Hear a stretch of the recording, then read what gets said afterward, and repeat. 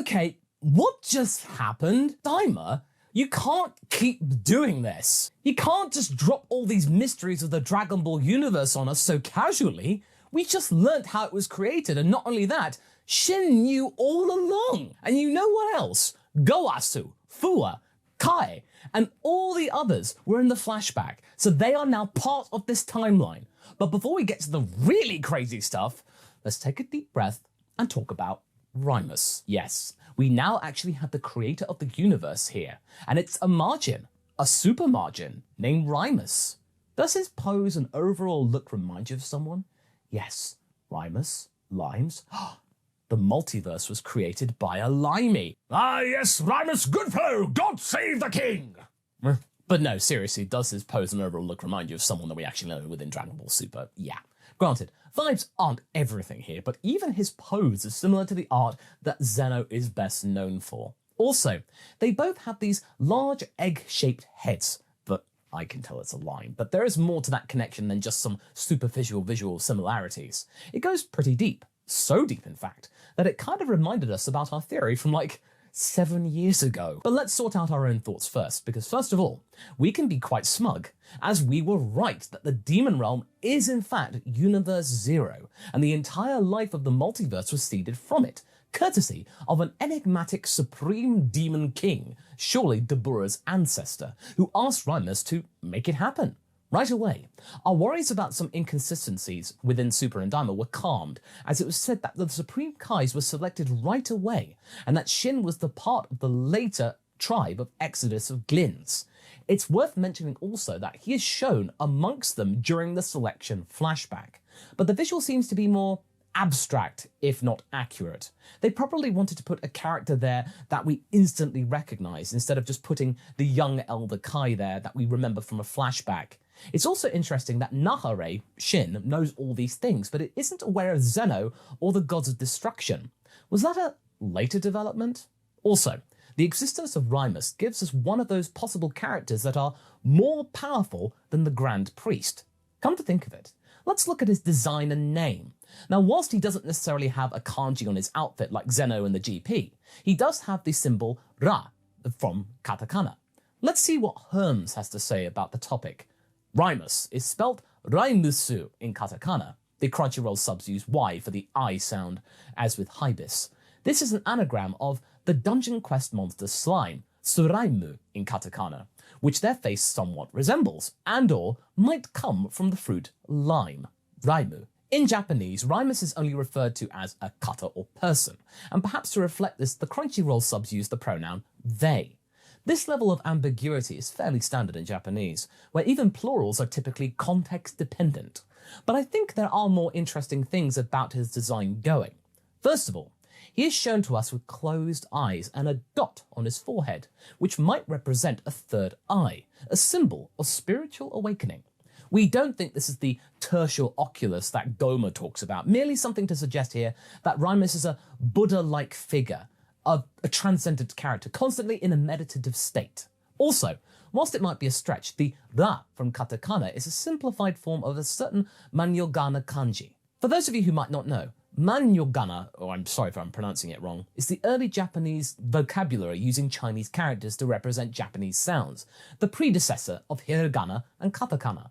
And this kanji basically means good or virtuous, which is interesting, because that would put it as a direct opposition to Marba's and Bibidi's M, meaning demon. Now, okay, that might be a stretch. What we don't think is a stretch, though, is our old theory from like 2017, where we showed you folks this exact shot of the Grand Priest and the Zenos, pointing out how it was meant to invoke the eyes of Buddha. As a reminder, this is a symbol used in Buddhist art, basically representing the all-seeing eyes of Buddha. The dot is meant to represent Urna, which in itself is a further representation of a third eye, and the flame's meaning can be both either as a nose or unity, which, you know, is very interesting, because this is the only time when we see the Grand Priest holding a flame of any sort. So I don't believe that the symbolism is accidental. And then, 7 years later, boom! We get Rymus. Same pose as Zeno, similar head shape, and what's that? He's got a dot on his forehead and closed eyes?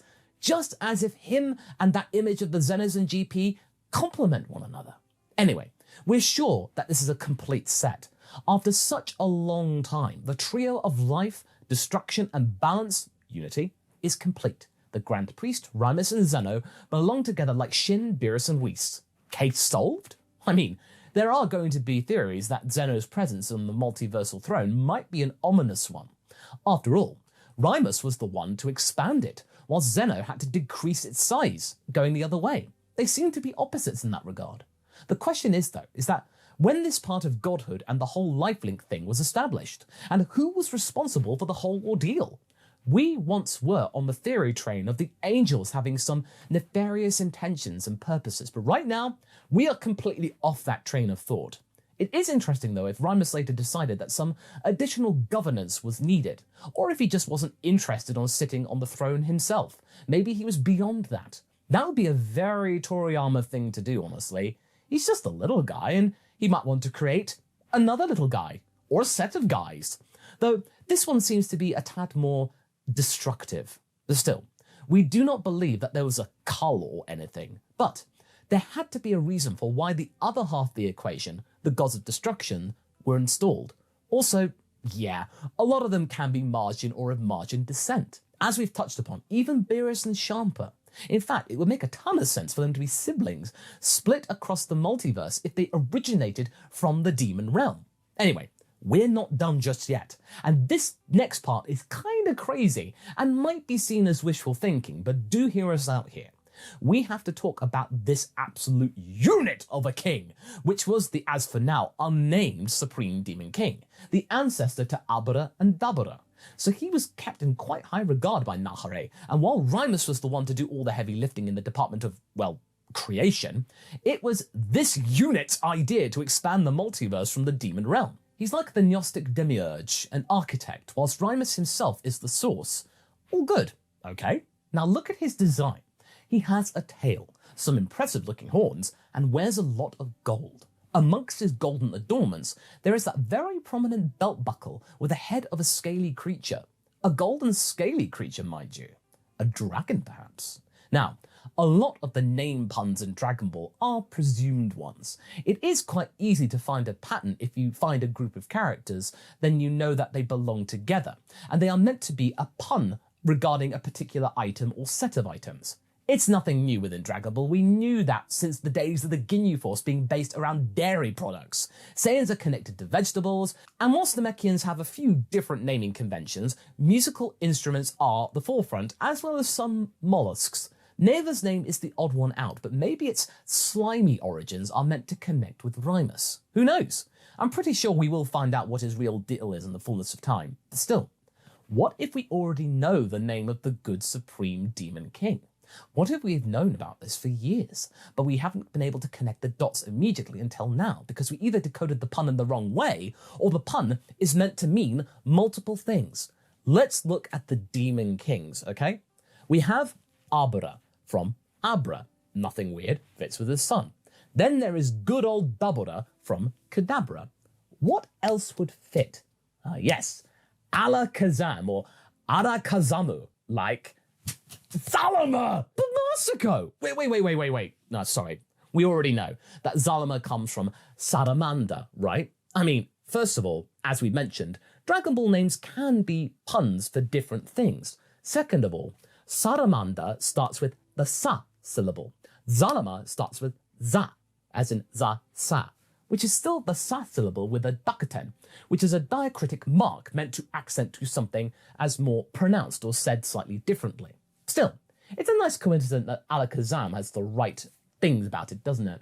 Again, this is not a 100% serious theory, but that would explain so many things in place at the moment, and seeing how deeply into the Lord Daima is willing to go, I am sure we are going to find an answer as to how the first Dragon Balls were created, and if Neva was the one to scoop up a piece of Zalama's creation in order to teach the Namekians how to do so themselves. Did the Demon World Dragon Balls come first, or the Super Dragon Balls? Obviously, this might be fallacy bias that we might want to see Zalama here and see a dragon and the belt buckle creature. We're trying to convince you of our thoughts that the Demon King is our long-lost creator of the biggest set of the Dragon Balls you've ever seen. The truth is, though, we don't know if he will ever be relevant, or if he was just a random name drop back in the day, which Toriyama didn't really care that much about and didn't put much thought. But to us, this is fun. It's fun! If episode 10 of Daima gave us our first proper look at the character that we've been trying to put everywhere since Super first came about and first mentioned him thanks to Zeno. So don't worry, we're going to be going very long with this theory.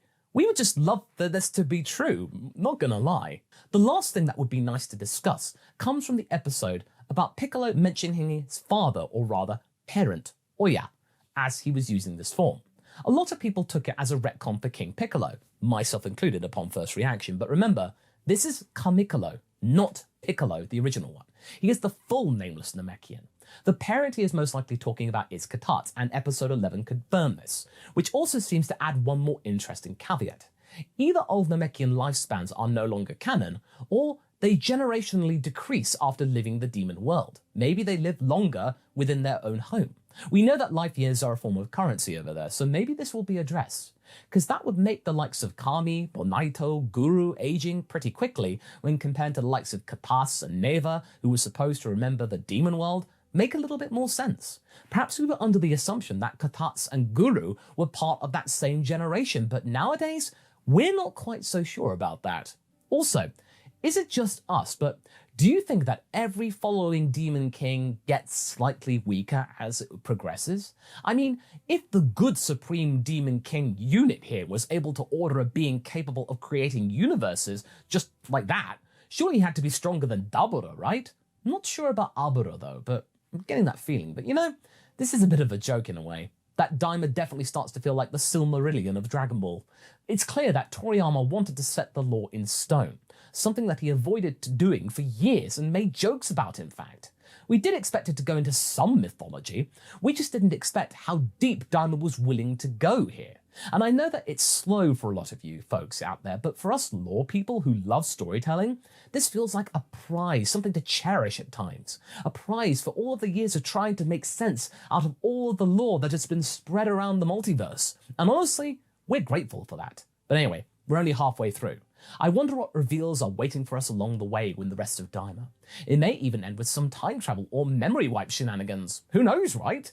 Well, Toriyama knew, and wherever he is right now, he is probably looking down and laughing at us, trolling us all along the way.